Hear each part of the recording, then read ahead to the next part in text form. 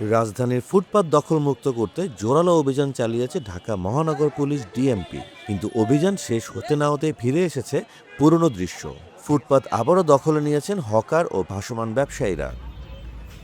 এ যেন এক অবিরাম ইঁদুর বেড়াল খেলা, যেখানে প্রশাসন আসে, উচ্ছেদ করে, আর তারা চলে গেলে আবার ফিরে আসে দখলদাররা। গেল সপ্তাহে 5 দিনের বিশেষ অভিযানে মালামাল জব্দ, জরিমানা, এমনকি গ্রেপ্তারও করা হয়েছে। তবুও রাজধানীর গুরুত্বপূর্ণ এলাকাগুলোতে আবারও দেখা যাচ্ছে আগের মতো ভিড় আর দখল। সরকার দাবি আমরা দেশের জনগণ না, আমাদের খাবারের দায়িত্ব তো সরকারের আছে। সব দেশের সরকার জনগণকে নিয়ন্ত্রণ করতেছে, জনগণ আমাদেরকে খাওয়াবে, সরকার আমাদেরকে খাওয়াবে। আইন তো রাস্তায় ব্যবসা করতে বলে না, কিন্তু এতগুলো কোথায় যাবে? আমরা তো শিখছি এটা, আমরা কি করবো? এই জন্য আমরা এই জায়গায় এখন আমাদের পুঁজিপাটটাও এই জায়গায় কম বেশি ইনভেস্ট হয়েছে।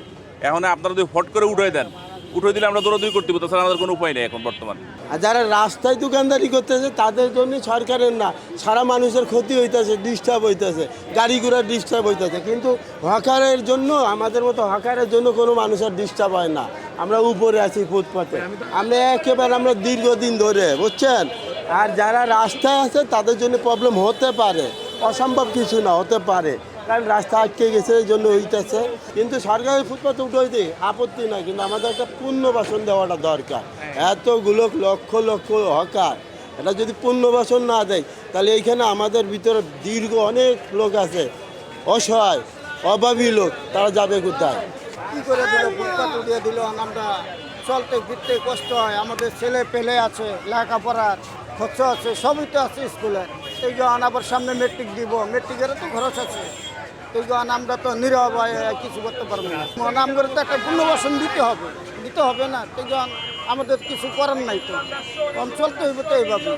জীবিকার তাগিদে ঝুঁকি নিয়েও ফুটপাতে বসছেন অনেকেই। প্রশাসনের নিষেধাজ্ঞা তাদের জন্য যেন সাময়িক বাধা মাত্র। অন্যদিকে ভোগান্তিতে পড়ছেন পথচারীরা। ফুটপাত দখল হয়ে যাওয়ায় হাঁটা প্রায় অসম্ভব হয়ে উঠেছে অনেক জায়গায়। ভেবেছিলাম গুলিস্তান স্বাধীন হয়েছে, এখনও গুলিস্তান স্বাধীন হয় নাই। হ্যাঁ, আবার পুনরায় এসে দখল বাহিনী দখল করে নিছে। এই যে দেখতেছেন না, দোকান বসাইয়া পুরা চলাচলের রাস্তা বন্ধ করে দিতেছে। সিন্ডিকেটের কারণেই তো এই অবস্থা। সিন্ডিকেট পুলিশকে ম্যানেজ করেই চলতেছে। এই দেশে এগুলো চলতেই থাকবে। এর কঠিন পদক্ষেপ না নিলে সমস্যা। ভাই, আমি লাস্ট 1 মাস আগে আসছিলাম, তো তখন তো এরকমই ছিল। তো নিউজে দেখলাম যে সব উঠাই দিছে।